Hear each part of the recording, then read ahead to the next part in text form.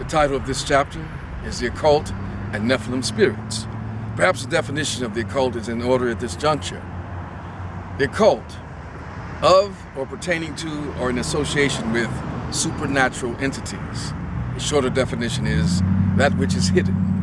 As I am in the dark in this introduction, so also is the devil and his hosts in the dark, in the background, working their magic. It was in heaven that the occult began, in the heart of Lucifer, who was created the perfect being, the anointed cherub that covered. He was the head leader in worship as a cherub. He surrounded the throne of God in his coverage of his authority and power. He was perfect in beauty and in wisdom, and he sealed up the sum. He was the standard of perfection for all things in God's universe. He knew no lesser state. He was created, the anointed cherub that covered, until iniquity was found in him. And he led a rebellion against God, and a third of the angels followed him. Can you imagine the wisdom that a being could have who could incite 1/3 of God's angels to leave him and to rebel against him in his very presence? What did he tell them? What does he tell mankind about the origins of this universe? A big bang created all things. At first there was nothing. In the beginning there was nothing, and then it exploded. No, the devil has been lying. He's the father of it. He lied to Eve and deceived her. Adam transgressed willingly.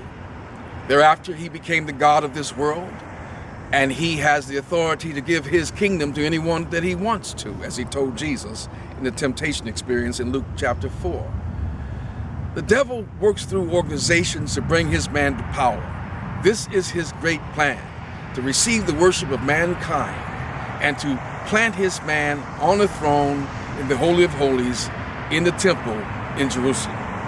This is the ultimate plan for the evil one, to destroy God's creation, to hinder God's redemptive plan, and to bring about the annihilation of the nation Israel, whom God has said he would return to once they cried out to him, admitting their offense.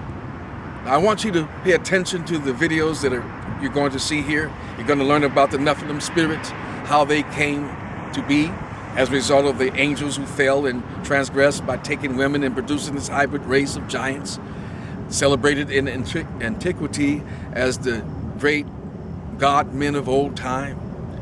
Hercules was one of these Nephilim type people.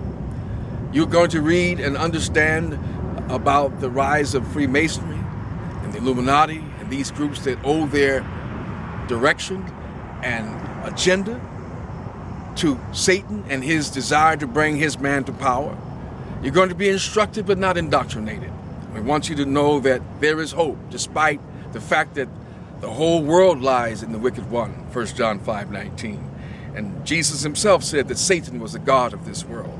And yet, despite that, you and I who are in Christ, we know that the greater one is in us. For greater is he who is in us than he who is in the world. Listen carefully, learn, be prepared, and know that you're the victor.